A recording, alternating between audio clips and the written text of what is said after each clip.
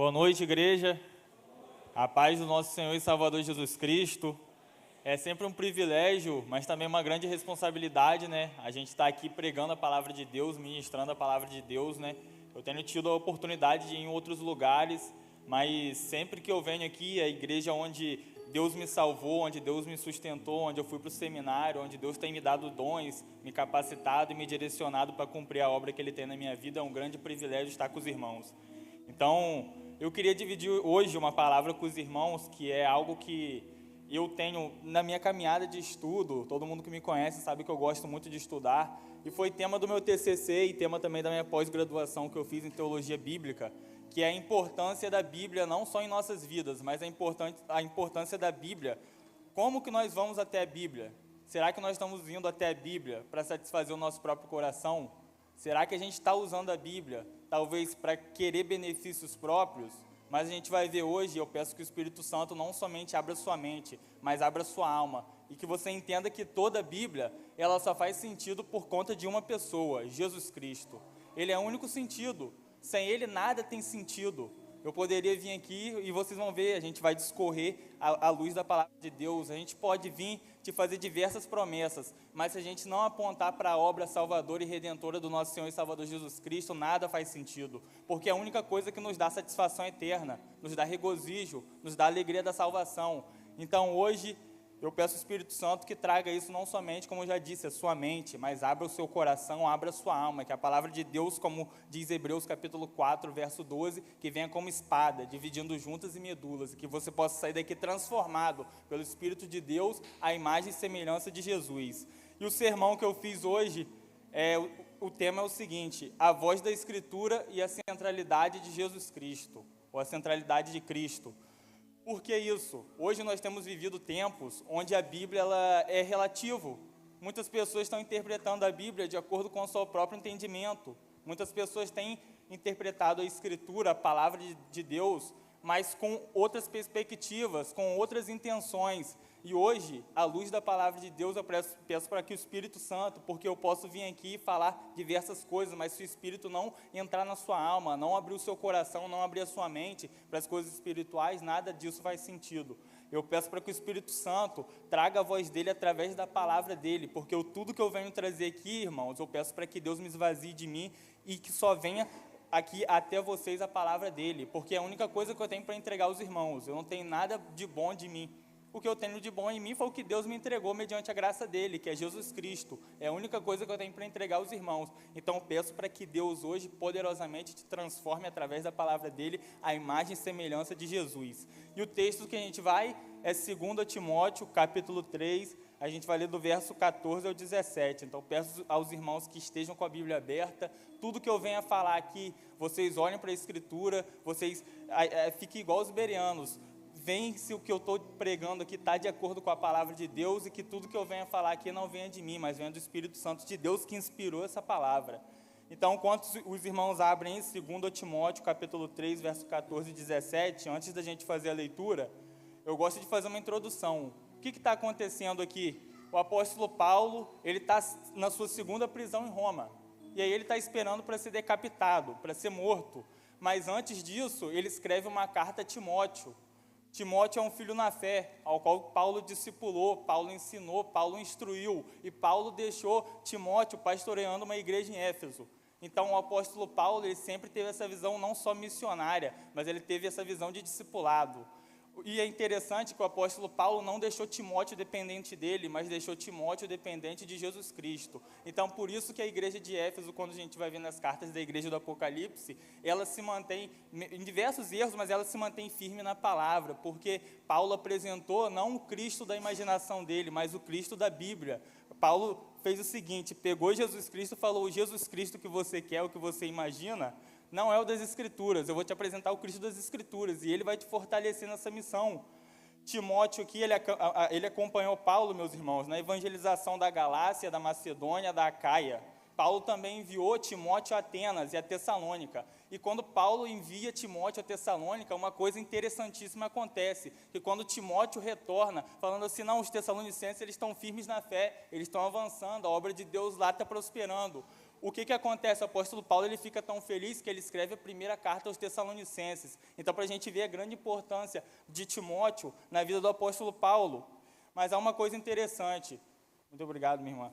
Quando Paulo deixa Timóteo na igreja de Éfeso, uma coisa acontece. Ele escreve essa carta e logo após isso, e aí eu quero que os irmãos reflitam, o apóstolo Paulo, de acordo também com as tradições, diz que Timóteo ele foi morto espancado por pauladas e pedradas, porque ele se opôs a toda aquela cultura pagã, ele foi obediente à palavra de Deus. O Timóteo aqui, ele foi contra as celebrações em honra a Dionísio, que era uma divindade pagã naquela época. E aí, à luz disso, eu já começo refletindo com vocês, para vocês pensarem. O que te custa para você obedecer a palavra de Deus? Para o apóstolo Paulo, para ele obedecer a palavra de Deus, ele foi decapitado. Para Timóteo, ele foi espancado a pauladas e morreu. E para mim e para você, será que se a gente obedecer a palavra de Deus, isso nos custar algo, a gente vai obedecer ou a gente vai retroceder? A gente vai dizer sim para a palavra de Deus ou a gente vai dizer não e virar as costas?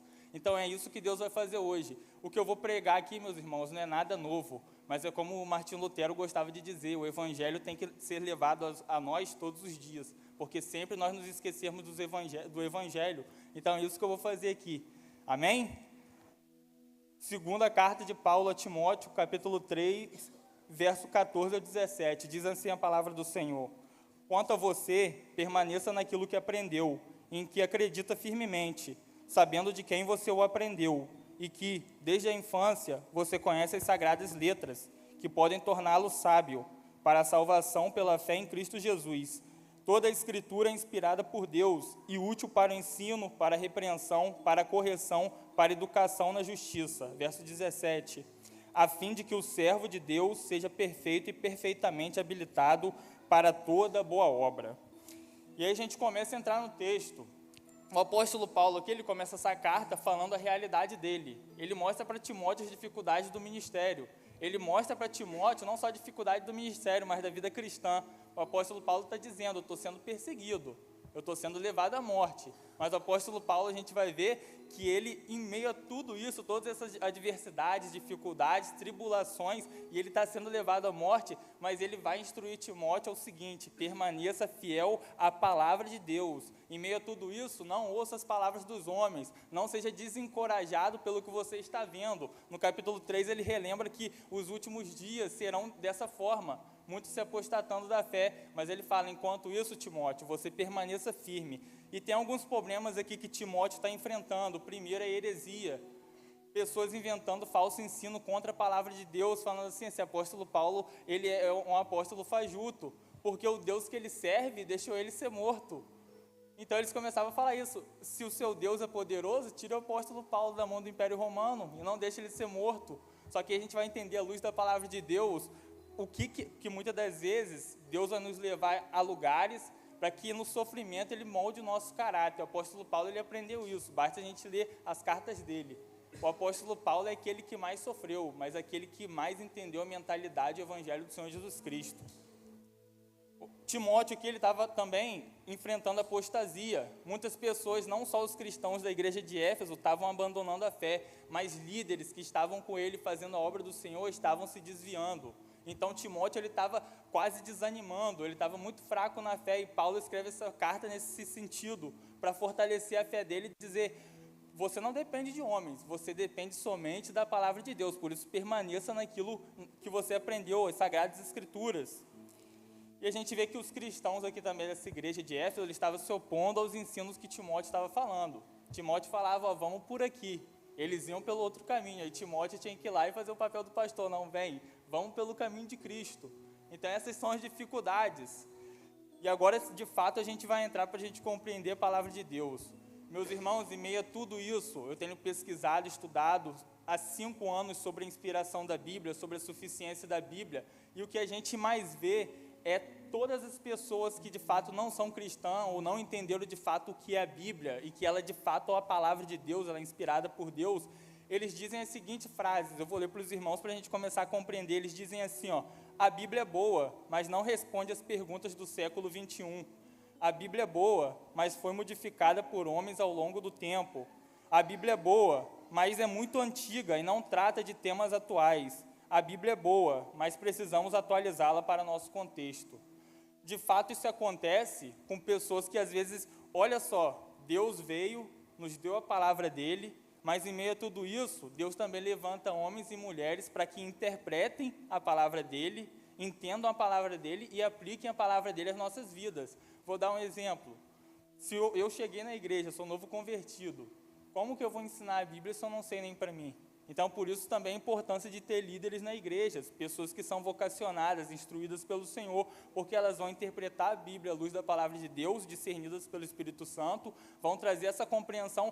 Vou dar um exemplo em São João da Barra. Quais os desafios que a gente tem? Vamos à luz da palavra de Deus e trazer os ensinamentos da palavra de Deus, que é viva, eficaz e eterna, para responder esses desafios que a gente tem enfrentado. E aí a gente começa a viver a vida cristã à luz da palavra de Deus. E esses ataques aqui, meus irmãos, eles são frontais à doutrina da suficiência da Escritura. Hoje, o que muitas pessoas fazem é dizer a Bíblia não é suficiente, ela foi moldada, ela foi modificada, mas a gente vai ver que não, ela é eterna. E uma pergunta, se a Bíblia não é suficiente, o que é? Se Deus fala na sua palavra, e muitos cristãos acham que ela não é suficiente, o que seria então? Por onde Deus fala? Será que cada pessoa tem uma revelação especial de quem é Deus e pode moldar a Deus à sua imagem, à sua semelhança? Ou será que Deus deixou a sua palavra perfeita, inerrante, sem defeitos, sem erros, para que nós pudéssemos se instruir por meio dela? Então é isso que eu quero trazer à memória dos irmãos. E a pergunta, se a Bíblia não é suficiente, o que mais seria? Para uns, meus irmãos, é a política, para outros a ciência, para outros a filosofia e para alguns os seus próprios pensamentos. Quando a gente coloca como interpretação da Bíblia essas coisas, a gente perdeu a totalidade do que a gente pode conhecer a Cristo, porque a chave principal para a gente interpretar a Bíblia é Jesus Cristo. A gente vai ver isso. A gente tem que encontrar Cristo em cada livro, em cada capítulo, em cada pedaço, em cada trecho da Bíblia. A gente tem que procurar onde que eu acho Jesus Cristo, porque a gente vai ver que a Bíblia é como um quebra-cabeça. Mas a peça central desse quebra-cabeça é o Senhor Jesus Cristo, sua obra na cruz do Calvário. Sem Ele nada faz sentido. Mas aí você pode se perguntar, tá, Marcos, você está falando que a Bíblia é suficiente. Mas para que a Bíblia é suficiente? Ou por que a Bíblia é suficiente? Eu te respondo, a Bíblia é suficiente para todas as coisas concernentes à glória de Deus, à salvação, à fé e à vida humana. Tudo que a gente precisa para conhecer a glória de Deus, para a gente conhecer a salvação, para a gente ter a fé para responder essa salvação e para a gente viver a nossa vida, está nesse livro, porque a Bíblia é o livro dos livros, é a bússola do cristão. Muitas das vezes a gente fala assim de forma automática, a Bíblia é a nossa regra de fé e prática. Eu discordo totalmente, porque a Bíblia é a palavra de Deus, a Bíblia é o próprio Deus encarnado falando na linguagem humana, é Deus se rebaixando. O Deus soberano tem toda a soberania, Ele é inimaginável. A Bíblia diz que nenhum os olhos viram, nem ouvidos ouviram. Mas aí quando a gente vê Deus se rebaixando na linguagem humana para falar no Antigo Testamento ao seu povo, ao povo de Israel, e no Novo Testamento se rebaixando para falar ao ser humano, a gente pensa, isso é graça, isso é misericórdia, porque Deus se limita ao homem para falar com ele. E a gente vai ver isso à luz da palavra de Deus. Meus irmãos, a Bíblia não precisa de ajuda, porque ela é inspirada por Deus. A gente vai ver que homens foram usados, mas pela graça de Deus. E aí a gente vai ver uma pessoa aqui que foi totalmente importante para a nossa igreja, que fez isso, obedeceu a palavra de Deus. E hoje a gente vai ver os frutos da palavra de Deus. Não depende da gente, mas nós podemos ser instrumentos para mudar muitas vezes uma cidade, uma geração ou vidas. E é isso que Deus nos chama hoje. A Bíblia é a palavra de Deus e isso basta, porque ela é a palavra de Deus, a gente vai ver isso. Um Deus soberano, cuja sua palavra temos em nossas mãos, não nos deixaria em apuros com a meia-verdade, mas nos presenteou com a verdade completa. Então Deus não veio e deu a palavra dele incompleta, como muitos falam, não, a Bíblia ela é insuficiente, ela não fala sobre Deus. Não, tudo que está ali, mas eu preciso de algo a mais. Não, a Bíblia é suficiente, a gente vai ver isso. Salmo 19:7 diz assim, a lei do Senhor é perfeita e restaura a alma. Então, tudo que você precisa para restaurar a sua alma, somente na palavra de Deus e na Escritura você vai encontrar. Você pode achar outras coisas que vão ser coisas passageiras, imediatas, que às vezes você vai suprir sua alma. E muitas das vezes a gente fala assim, e eu tenho batido muito nisso com as pessoas que estão próximas de mim, as pessoas falam assim, eu vou à igreja, mas eu faço a pergunta, você foi a Cristo? Você está em Cristo? Porque muitas pessoas estão na igreja, mas de fato não estão em Cristo. E a gente vai ver isso, que a igreja ela só faz sentido quando Cristo, todas as coisas apontam para Jesus Cristo. A gente vai ver que a igreja, ela só existe por causa de Cristo, não ao contrário. Por isso que e Deus é maravilhoso, que no reino dos céus a gente vê até diversidade nos apóstolos. Porque no reino dos céus Deus não vai falar assim, apesar de vocês vão ver isso, eu tenho orgulho de ser batista, que é uma denominação séria, mas muitas das vezes a gente fala assim, tal pessoa de tal denominação, mas no céu não vai entrar placa, no céu vai entrar aquele que é lavado pelo sangue de Jesus Cristo, e isso que importa, é quando de fato aquela pessoa a gente vê mudança, transformação, ela não se parece mais com ela, mas ela está se transformando em mais semelhança de Jesus Cristo, porque todos os dias ela nega ela mesma, e ela está negando por quê? Porque ela entendeu que a palavra de Deus é inspirada, é o próprio Deus chamando ela, é o próprio Deus se revelando a ela, e aí ela quer viver de acordo com essa palavra, e é isso que eu desejo na minha e na sua vida.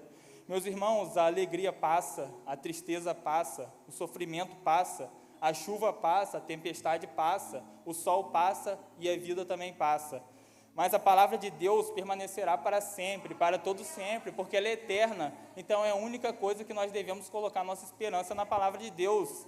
Às vezes você pode colocar esperança em outras coisas, e até mesmo ser cristão, mas nada disso vai fazer sentido, porque naquele grande dia, o que vai te justificar de fato, é o que Deus te apresentou na palavra dele, e se você obedeceu ou desobedeceu. Só há dois caminhos, meus irmãos, o caminho da obediência, que gera bênção, que gera vida eterna, salvação, perdão de pecados, reconciliação através da obra de Jesus Cristo, ou desobediência à palavra de Deus, que vai trazer destruição, condenação. Eu peço a Deus para que, se você não entendeu isso, você entenda e se arrependa dos seus pecados e deposite a sua fé unicamente, exclusivamente na obra do nosso Senhor e Salvador Jesus Cristo, que é a única que pode salvar a sua vida, te trazer das trevas para a maravilhosa luz. E aí, para a gente entrar de fato no texto, eu queria pedir ao meu irmão que colocasse Deuteronômio capítulo 12, verso 32. Deuteronômio capítulo 12, versículo 32. Diz assim a palavra do Senhor: portanto, tenham o cuidado de cumprir todas as ordens que lhes dou, não acrescentem nem tirem coisa alguma. Agora Apocalipse 22, verso 18 ao 19. Apocalipse 22, verso 18. Diz assim, declaro solenemente a todos que ouvem as palavras da profecia registrada neste livro, a Bíblia, se alguém acrescentar algo ao que está escrito aqui, Deus acrescentará a essa pessoa as pragas descritas neste livro, verso 19. E se alguém retirar qualquer uma das palavras deste livro de profecia, Deus lhe retirará a participação na árvore da vida e na cidade santa descritas neste livro. Viu a importância? Aquele que acrescentar. E por isso hoje tem um perigo de muitas pessoas falando assim, Deus me falou algo, eis que te digo, mas a gente vai ver isso. Será que essas coisas estão de acordo com a palavra de Deus? Será que essa pessoa que está dizendo isso, ela vai dizer aquilo que a palavra de Deus diz?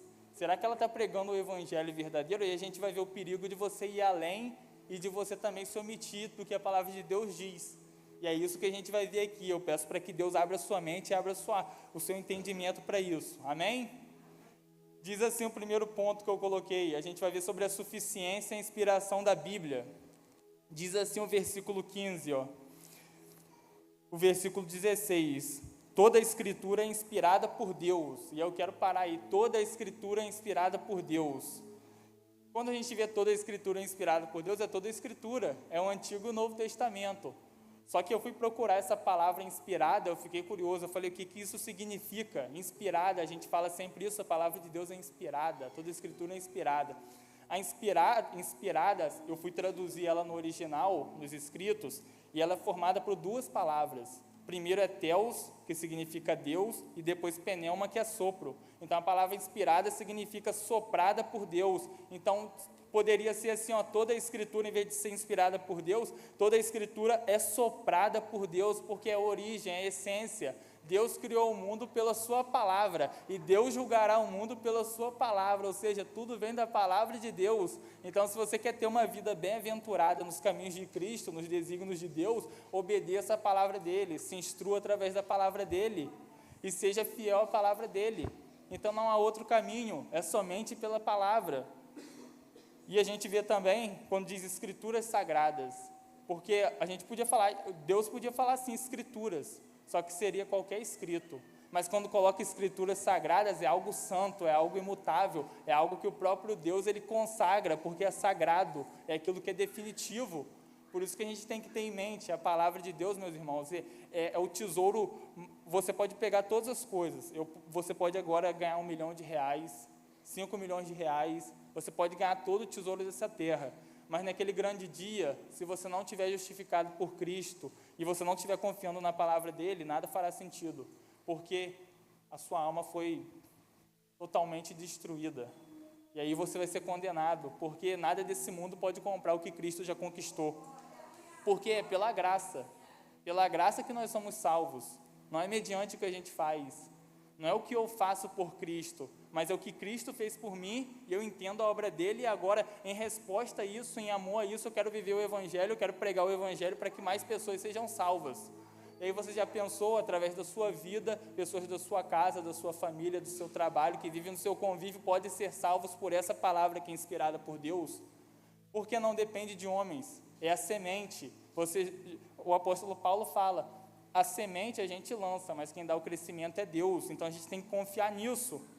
A Bíblia é a palavra divinamente inspirada por Deus, como a gente viu, o único livro do mundo que foi soprado diretamente da boca de Deus. É o único livro que foi soprado diretamente da boca de Deus.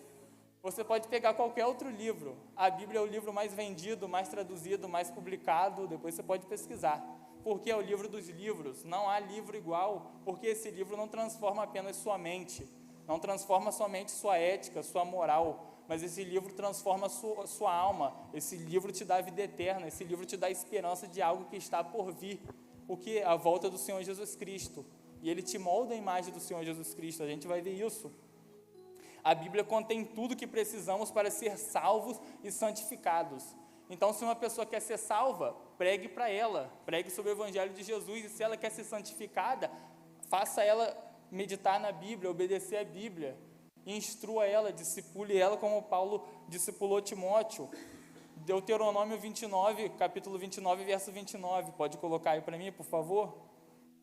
Diz assim a palavra do Senhor, Deuteronômio 29, 29. O Senhor nosso Deus tem segredos que ninguém conhece, não seremos responsabilizados por eles, mas nós e nossos filhos somos responsáveis para sempre por tudo que Ele nos revelou, para que obedeçamos a todos os termos desta lei. Então, nós somos responsáveis por tudo aquilo que Deus me revelou. Se eu chego aqui e ensino uma coisa que está de acordo com a palavra de Deus que eu acrescentei, eu vou ser responsabilizado por isso. Mas vocês hoje têm a Bíblia na mão. Então, tudo aquilo que é pregado, tudo aquilo que é anunciado, o que os irmãos têm que fazer? Ir na Escritura e ver, isso está de acordo com a palavra de Deus? Jesus Cristo ensinou isso, os apóstolos ensinam isso, e a gente começa a filtrar, a gente vai ver isso. A Bíblia é o filtro para a vida cristã, porque tudo que te ensinam e tudo que você acha que você fica duvidoso, a Bíblia vai vir e vai fazer um filtro, vai dizer, isso aqui vem de Deus, isso aqui vem do homem. E aí você começa a ter uma vida cristã de fato cristocêntrica e bíblica, porque ela está pautada na palavra de Deus e não em homens. E o que a gente falou aqui, o que são inspirados não são supostos sonhos, visões, sentimentos, tradição e experiências místicas. Às vezes a gente fala assim, não, eu tive um sonho, uma visão, mas será que isso está pautado na palavra de Deus ou será que isso provém do meu coração? A palavra de Deus que vai fazer o divisor, a palavra de Deus que vai ser o norte, a palavra de Deus que vai dizer se aquilo é compatível com a vontade de Deus ou não. Vou dar um exemplo. Quando eu cheguei aqui na igreja, eu logo fui fazer parte do ministério de intercessão e teve um irmão que chegou para mim, na época eu nem sabia o que era, ele falou assim, eu profetizo o ministério pastoral e além disso você vai ter um ministério de mestre. Hoje isso está acontecendo na minha vida, por isso que eu creio, porque eu vivi uma experiência, mas isso está pautado na palavra de Deus? Vou dar um exemplo, quer ver se isso está pautado na palavra de Deus? Se a minha intenção de estar aqui for se autopromover para as pessoas me idolatrarem, eu estou totalmente equivocado e não tem nada de Deus nisso. Agora, se eu estou aqui para que pessoas sejam salvas, se aproximem do Senhor Jesus Cristo, se transformem em imagem do Senhor Jesus Cristo, sejam salvas, santificadas e aguardem com expectativa e fé e esperança da volta dele, eu estou com a intenção totalmente correta e isso está debaixo da direção de Deus. Porque eu não estou, é o que eu falo, nós não estamos aqui para agradar esse mundo, nós estamos aqui para agradar o Salvador, o Redentor desse mundo, que é o Senhor Jesus Cristo. Na Bíblia contém tudo o que precisamos saber, o plano da redenção. Qual o plano da redenção que Deus fez por meio de Jesus Cristo na cruz do Calvário? Ele morreu no seu lugar, ele sofreu pelos nossos pecados, ele sofreu a ira de Deus, e por conta disso eu e você hoje podemos estar ligados novamente a ele, através da palavra dele. Porque o que nos dá certeza disso não é o que nós estamos falando, mas é o que a palavra de Deus diz.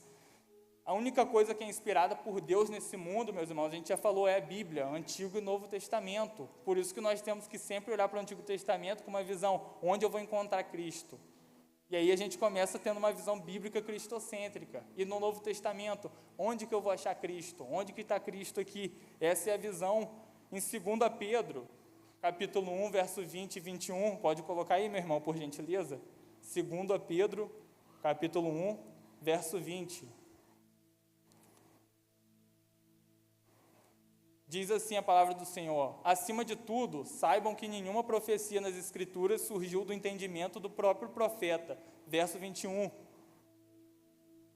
Diz assim a palavra do Senhor, verso 21.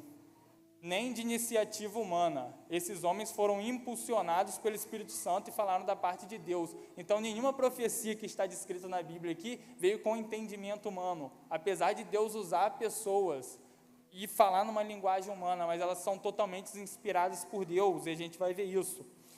Eu trouxe aqui, meus irmãos, para a gente compreender, olha como é que a Bíblia foi formada, e a gente vai ver que é algo realmente feito, inspirado, e só pode ser Deus, senão não tem outra explicação. Olha só, 40 autores, onde muitos não se conheceram, escrito em 1500 anos, em 10 países diferentes, em 3 continentes diferentes, com 7 culturas totalmente distintas.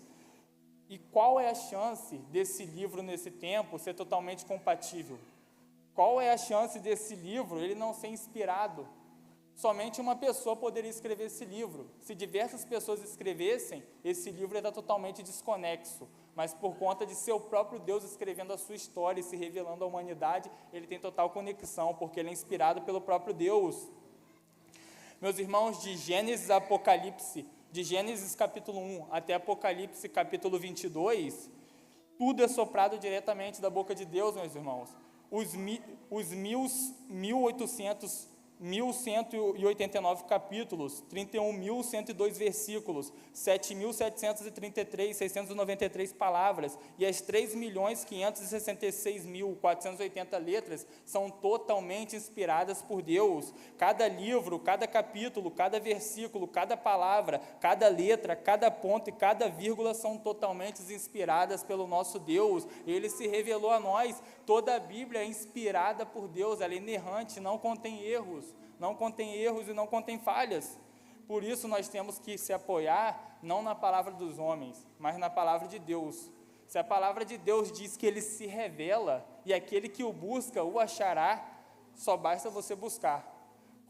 Nesses dias que a gente está vivendo, 21 dias de jejum e oração, que começou na segunda-feira, que você saia daqui amanhã, hoje mesmo, falando: Senhor, eu vou buscar o Senhor nesse livro, eu vou ler esse livro até o Senhor abrir a minha mente, abrir a minha alma, e que eu possa entender essa palavra de Deus, e que o Senhor me leve a Cristo, a ser moldado à imagem e semelhança de Jesus Cristo. É isso que eu desejo para mim e para a sua vida. Ponto 2 diz assim, a autoridade da Bíblia na igreja. Pode colocar aí para mim, meu irmão? Segundo ponto, a autoridade da Bíblia na igreja. E aí eu fiz uma singela homenagem a um pastor fenomenal. Ele é fundador da nossa igreja, Primeira Igreja Batista, que é o pastor Ebenezer Soares Ferreira. No dia 11 de outubro de 1981, ele fundou a Primeira Igreja Batista de São João da Barra. E por conta do que Deus fez através da vida dele, hoje estamos todos nós aqui. Por um homem que foi obediente ao Senhor, saiu da PIB de Guarulhos e fundou juntamente com nossos irmãos, tem o diácono João Batista, fundou a primeira igreja batista de São João da Barra. E olha só quantos frutos tem dado, porque foi obediente à palavra de Deus, foi direcionado por Deus e estava debaixo da orientação de Deus. Então eu trouxe aqui a foto dele para a gente, já que a gente vai comemorar os 44 anos agora, dia 11 de outubro, para a gente de alguma forma relembrar as nossas raízes, pessoas que de fato deram sua vida para que nós hoje possamos estar aqui, e para que a gente compreender, numa cidade que muitos desacreditavam, uma cidade de interior como é São João da Barra, Deus deu uma visão a ele se apegou a essa palavra, foi obediente e cumpriu a grande obra e a grande missão. E a pergunta é, aquilo que Deus tem te entregado aqui em São João da Barra, será que você acha que é algo impossível? Que isso daqui na época, eu converso com alguns irmãos aqui que não são cristãos, eles falavam que o pastor Ebenezer era doido, porque ele era perseguido, tentaram matar várias pessoas aqui, por conta dele tentar estabelecer essa igreja, isso é comprovado, o irmão João Batista não deixa a gente mentir, mas ele continuou, porque ele sabia que isso era de Deus, ele estava debaixo da direção de Deus. Então uma forma da gente também relembrar daquilo que é um grande legado. Eu fico até emocionado, porque dedicou a sua vida sabendo que Deus ia cumprir a grande obra, ele só lançou a semente e confiou, Senhor, o fruto é o Senhor que vai, o crescimento e o fruto é o Senhor que vai dar, eu estou apenas lançando a semente que é a sua palavra. Então fica aqui a nossa singela homenagem ao grande pastor Ebenezer, que é referência. E eu queria ir com os irmãos em 1 Timóteo capítulo 3, para a gente aprender sobre a autoridade da palavra de Deus, a autoridade da Bíblia na igreja. Diz assim, 1 Timóteo capítulo 3, verso 14.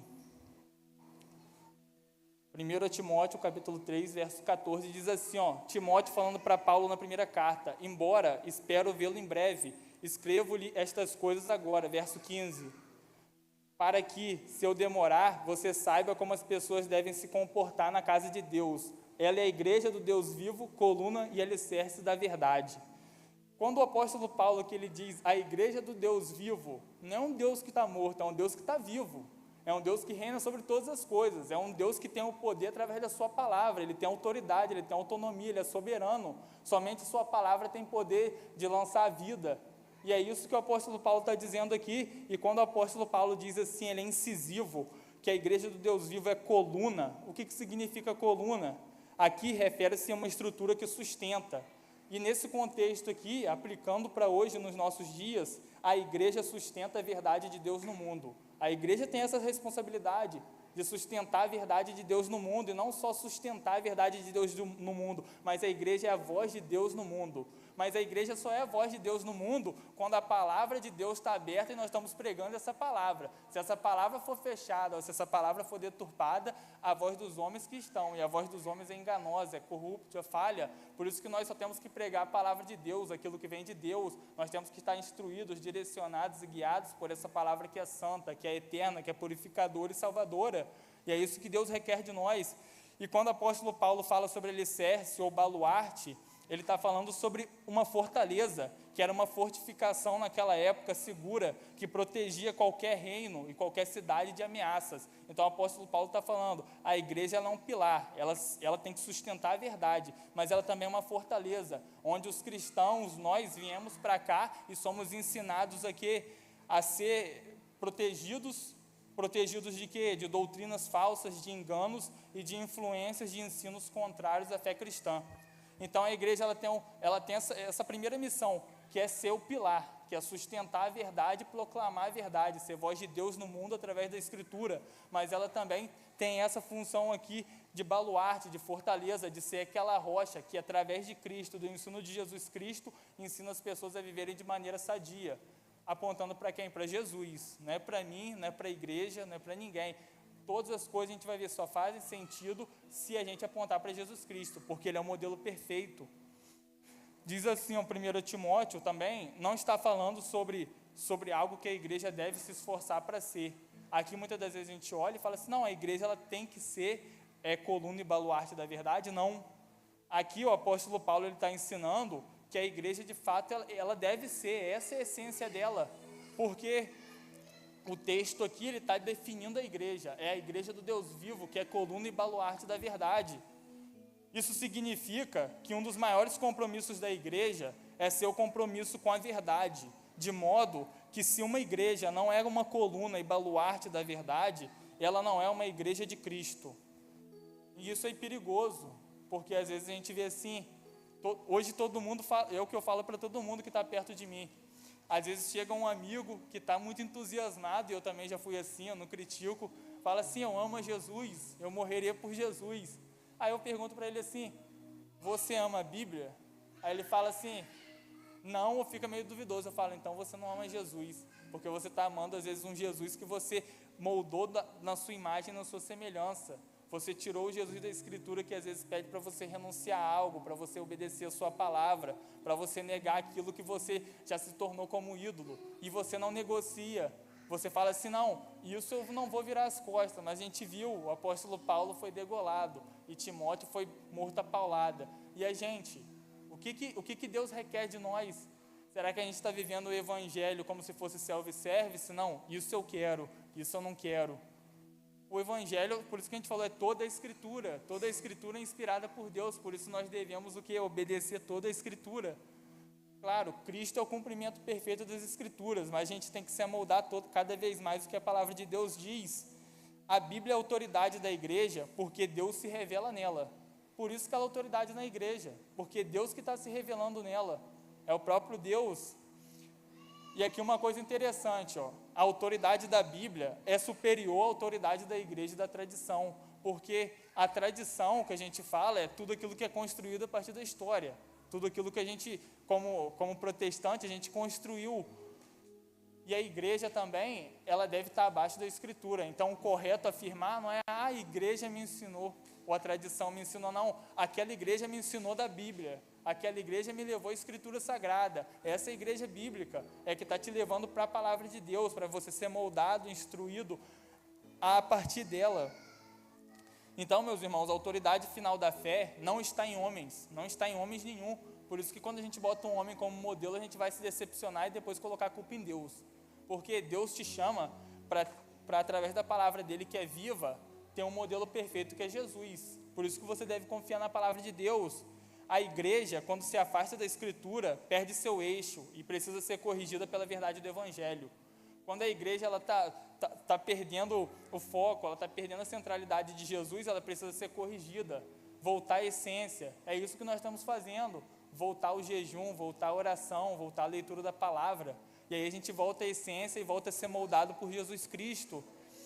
E a tradição também, meus irmãos, tem valor quando serve a Escritura, mas se torna um peso quando a substitui. Tem igrejas que colocam a tradição, é algo que aconteceu e a Bíblia fica de lado. Isso não pode acontecer em nosso meio, porque a gente é o povo da Bíblia, a gente coloca a Bíblia como inspirada, inerrante, sendo a palavra de Deus. A gente vai comemorar também agora em outubro, meus irmãos, uma coisa interessante, e eu quero falar com os irmãos. No dia 31 de outubro agora de 2025, a gente vai celebrar 508 anos da Reforma Protestante, que é a nossa história, enquanto batistas, enquanto cristãos protestantes, né? Eu queria trazer exemplos aqui de pessoas, pastores e grandes expositores da Bíblia que transformaram uma cidade através da pregação da palavra de Deus. Primeiro é Lutero, na cidade de Wittenberg, na Alemanha, transformou a Alemanha através da pregação da palavra de Deus. Segundo é João Calvino, na cidade de Genebra, na França. E terceiro é Zwinglio, na cidade de Zurique, na Suíça. Eles afirmavam a autoridade suprema, única e exclusiva da Bíblia na igreja. E agora, eu quero com bastante autoridade, através da palavra de Deus, à luz do Espírito Santo, profetizar que São João da Barra não será mais conhecida por ser a cidade do carnaval, das festas juninas e do verão, mas a cidade que foi transformada por Jesus através da sua palavra. A gente deve crer nisso, porque é o próprio Deus que nos instrui a isso, pregue a palavra, porque a gente deve pregar e aquilo Deus vai fazer, porque a gente só coloca semente. E eu confio nisso, que daqui a um tempo a gente já está vendo São João da Barra sendo transformado aos poucos, mas eu creio que em nome de Jesus, pela autoridade que Ele nos dá através da sua palavra, São João da Barra vai ser conhecido como uma cidade que foi transformada pelas palavras de Jesus, pelo Evangelho de Jesus. Aquelas pessoas que você viu que estavam totalmente entregas às coisas das trevas, vão ser resgatadas, vão ser moldadas, vão ser salvas pelo poder da palavra de Deus. Meus irmãos, Deus falou, fala e falará com a sua igreja através da Bíblia. A Bíblia é a revelação direta, viva e pessoal de Deus, acessível a qualquer pessoa. E eu me coloco nessa disposição. Se você está aqui hoje e sentiu o desejo de conhecer mais a Bíblia, pode me procurar que eu vou te ajudar. No que você depender de mim, eu vou te ajudar a conhecer a Cristo através da palavra dele. Em Atos capítulo 20, versículo 27, Paulo declara assim aos presbíteros de Éfeso, ó, porque nunca deixei de anunciar-vos todo o conselho de Deus. Todo o conselho de Deus, toda a Escritura. Paulo, ele não pegou e fez um evangelho self-service, não, vou dar a eles o que eles querem ouvir, não. Paulo deu a eles tudo que eles precisavam ouvir para serem instruídos e para proclamarem a palavra de Deus. Por isso que o apóstolo Paulo, ele é muito aquele 880, porque com ele não tem conversa, ele chega e fala, é isso, e a gente vai ver muito isso no livro de Atos. Meus irmãos, a Bíblia se explica pela própria Bíblia. O que é isso? Deus se auto-revelou através da sua palavra, ou seja, Deus se revela na história. Então, se eu quero conhecer quem é Deus, eu tenho que pegar aqui de Gênesis e ir estudando até Apocalipse, para que Deus se revele e eu conheça de fato Deus na sua completude, e nós somos chamados a isso. Eu já estou terminando o segundo ponto, mas eu queria ler com os irmãos, e como um batista também, eu queria honrar a nossa declaração doutrinária da Convenção Batista Brasileira, que diz assim sobre as Escrituras Sagradas, ó. A Bíblia é a palavra de Deus em linguagem humana, é o registro da revelação que Deus fez de si mesmo aos homens, sendo Deus seu verdadeiro autor. Foi escrita por homens, inspiradas e dirigidos pelo Espírito Santo. Tem por finalidade revelar os propósitos de Deus, levar os pecadores à salvação, edificar os crentes e promover a glória de Deus. Seu conteúdo é verdade, sem mescla de erro. Por isso, é um perfeito tesouro de instrução divina. Revela o destino final do mundo e os critérios pelo qual Deus julgará todos os homens. A Bíblia é autoridade única em matéria de religião, fiel padrão pelo qual devem ser aferidas as doutrinas e a conduta dos homens. O mais importante agora, que a gente vai entrar no terceiro e último ponto, a Bíblia deve ser interpretada à luz da pessoa e dos ensinos de Jesus Cristo. Se a gente tirar isso, acabou a Bíblia. Se a gente não olhar para a Bíblia de forma cristocêntrica, buscando a Jesus, buscando a encontrar os ensinamentos de Cristo ali, ela é em vão. Porque a gente vai ver aqui, ó, versículo 15, diz assim, ó, segunda carta de Timóteo, capítulo 3, versículo 16, diz assim, ó, 16. Toda a Escritura é inspirada por Deus. Agora a Escritura é inspirada por Deus, mas agora as qualificações, ela é útil para o ensino, para a repreensão, para a correção, para a educação na justiça. A gente vai ver aqui, a gente viu que a Bíblia é útil para ensino, para a repreensão, para a correção, para a educação na justiça. Mas a Bíblia ela tem uma finalidade em si mesma? Não, ela aponta para algo maior. E aí o terceiro ponto que eu queria falar com vocês, e a gente já está encerrando. Toda a Bíblia é sobre Jesus Cristo, o terceiro ponto. Toda a Bíblia é sobre Jesus Cristo. A gente vai ver isso agora. E é o mais importante, a gente veio construindo. A Bíblia ela é suficiente, ela é inspirada por Deus. A autoridade da igreja é a Bíblia, porque ela revela quem Deus é. E agora o terceiro e mais importante, toda a Escritura, toda a Bíblia, ela aponta para Jesus Cristo. Jesus diz em João capítulo 5, verso 39, ó, vocês examinam as Escrituras, porque julgam ter nelas a vida eterna, e são elas mesmas que testificam de mim. E aí eu quero fazer a seguinte reflexão dentro desse versículo. Uma pergunta, será que nós buscamos, eu me coloco, a gente busca Jesus por quem Ele é, ou pelo que Ele pode nos dar? E eu vou fazer uma simples ilustração para você refletir. Vamos supor que um marido ele chegue para sua esposa e pergunte, meu amor, por que você casou comigo? E aí ela responde para ele, não, eu casei com você porque você me proporciona uma vida boa. Você tem casa, você tem carro, você tem prosperidade financeira, você me dá um bem-estar. Você acha que esse marido ele ficaria contente ao ouvir uma resposta dessa? Mas infelizmente, meus irmãos, a maioria, eu falo isso com grande certeza, das pessoas que são atraídas pelo Evangelho, elas vêm atraídas com essa perspectiva. Elas acham que Deus vai dar a elas prosperidade financeira, carro, casa. E aí a gente vai para Mateus capítulo 7. Jesus disse que muitos naqueles dias ouvirão, apartai-vos de mim porque eu não te conheço. Porque a maior finalidade não é buscar Jesus pelo que Ele pode nos dar, porque nós temos saúde, nós podemos trabalhar, mas é a gente compreender que a maior finalidade da nossa vida é buscar Jesus por quem Ele é, não pelo que Ele pode nos dar. Então, quando a gente começa a colocar na nossa mente isso, a gente começa a refletir, não, eu vou buscar Jesus por quem Ele é. E mesmo que aconteça igual o apóstolo Paulo, igual o Timóteo, o fim da vida deles pode ser trágico. Eu sei que Jesus Cristo, naquele grande dia, Ele vai me guardar, eu vou estar na eternidade com Ele, porque eu fui fiel no pouco, eu fui fiel naquilo que Deus me confiou e a palavra dEle. Meus irmãos, muitos hoje pregam assim, se Jesus morreu na cruz do Calvário, você pode ter uma vida totalmente boa aqui na terra, com prosperidade, fama, sucesso e status.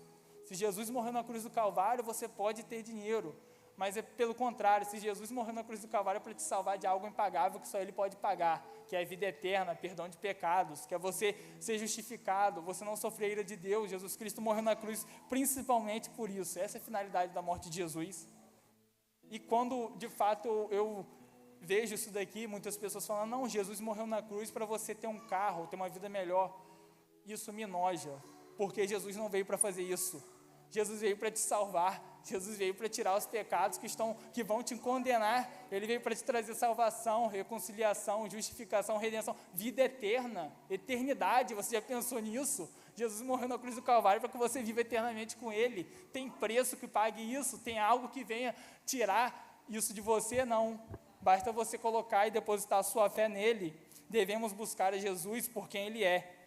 João Calvino diz assim, as Escrituras devem ser lidas com o objetivo de encontrar Cristo nelas. John Owen diz assim, Cristo é a soma de todo evangelho e o centro de toda revelação divina. Toda revelação divina tem como foco Jesus Cristo. E aí, meus irmãos, já estou terminando. Agora, de fato, já estou terminando. Eu queria ler para os irmãos um resumo que eu fiz de toda a Bíblia. E eu peço depois os irmãos que quiserem, podem falar comigo que eu vou estar enviando. Em Gênesis, Jesus é... Eu vou tomar água aqui, só para ver se... Diz assim, Cristo em toda a Bíblia. Em Gênesis, Jesus é a semente da mulher. Em Êxodo, Jesus é o Cordeiro Pascual. Em Levítico, Jesus é o sacrifício expiatório. Em Números, Jesus é a rocha ferida. Em Deuteronômio, Jesus é o grande profeta de Deus. Em Josué, Jesus é o príncipe do exército do Senhor. Em Juízes, Jesus é o nosso libertador. Em Ruth, Jesus é o nosso parente. Em 1 Samuel, Jesus é a nossa vitória. Em 2 Samuel, Jesus é o descendente de Davi. Em 1 Reis, Jesus é o doador da sabedoria. Em 2 Reis, Jesus é o rei dos reis. Em 1 Crônicas, Jesus é o rei de Deus. Em 2 Crônicas, Jesus é o que faz aliança. Em Esdras, Jesus é o nosso auxílio, Senhor dos céus e da terra. Em Neemias, Jesus é o nosso ajudador. Em Esté, Jesus é o nosso Mardoqueu, o sofredor. Em Jó, Jesus é o nosso Redentor vivo. Em Salmos, Jesus é o guarda de Israel. Em Provérbios, Jesus é a sabedoria de Deus. Em Eclesiastes, Jesus é o alvo verdadeiro. Em Cantares, Jesus é o amado. Em Isaías, Jesus é o profeta sofredor. Em Jeremias, Jesus é a nossa justiça. Em Lamentações, Jesus é o varão de Deus. Em Ezequiel, Jesus é o pregador mal recebido. Em Daniel, Jesus é o rei eterno. Em Oséias, Jesus é o que liga as feridas. Em Joel, Jesus é o que habita em Sião. Em Amós, Jesus é o teu Deus, ó Israel. Em Obadias, Jesus é o Senhor no seu reino. Em Jonas, Jesus é o profeta ressuscitado. Em Miqueias, Jesus é o rei nascido em Belém.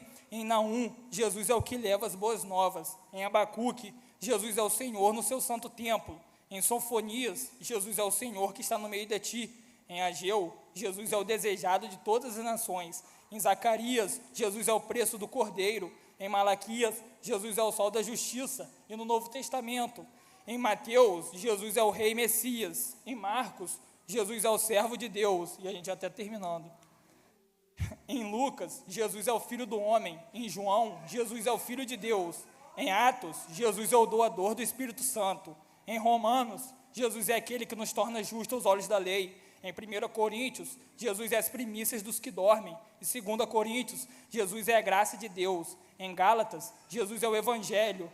Em Efésios, Jesus é toda a armadura de Deus. Em Filipenses, Jesus é o que supre as necessidades. Em Colossenses, Jesus é o cabeça da igreja. Em 1 Tessalonicenses, Jesus é um vingador de todas as coisas. Em 2 Tessalonicenses, Jesus é o fiel protetor. Em 1 Timóteo, Jesus é o único mediador entre Deus e os homens. Em 2 Timóteo, Jesus é o Senhor e justo juiz. Em 1 Tito, Jesus é a graça salvadora de Deus a todos os homens. Em Filemon, Jesus é o Senhor que intercede por nós. Em Hebreus, Jesus é o autor e consumador da fé. Em Tiago, Jesus é o dom perfeito vindo de Deus. Em 1 Pedro, Jesus é a pedra principal. Em 2 Pedro, Jesus é o Senhor e Salvador que nos concede a entrada no seu reino. Em 1 João, Jesus é aquele que se manifestou para desfazer as obras do diabo e das trevas. Em 2 João, Jesus é a fonte verdadeira da doutrina. Em 3 João, Jesus é o único soberano e Senhor. Em Judas, um nome que garante vitória. E finalmente, para encerrar, estou rouco já, em Apocalipse, Jesus é o Rei dos Reis e Senhor dos Senhores. A Bíblia, meus irmãos, louvado seja Deus.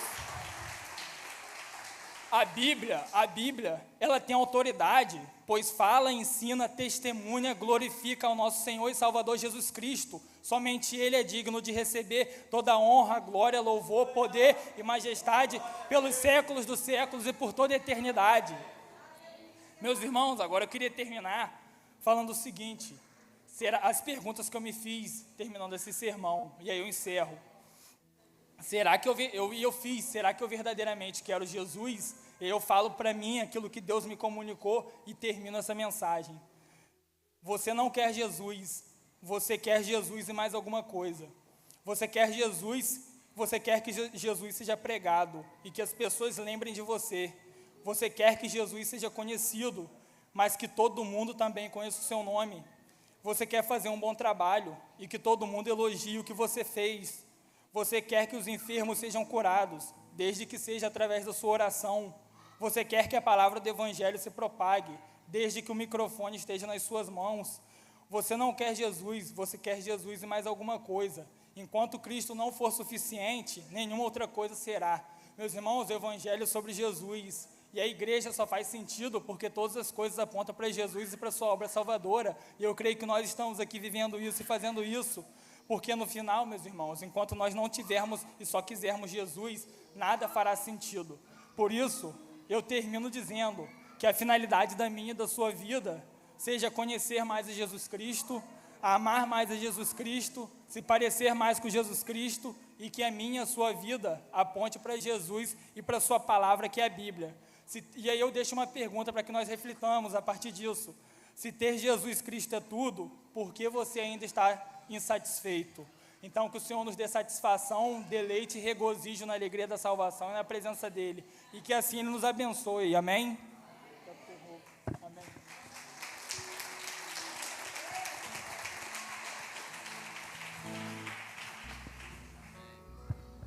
Deus abençoe. Não ouvi a mensagem.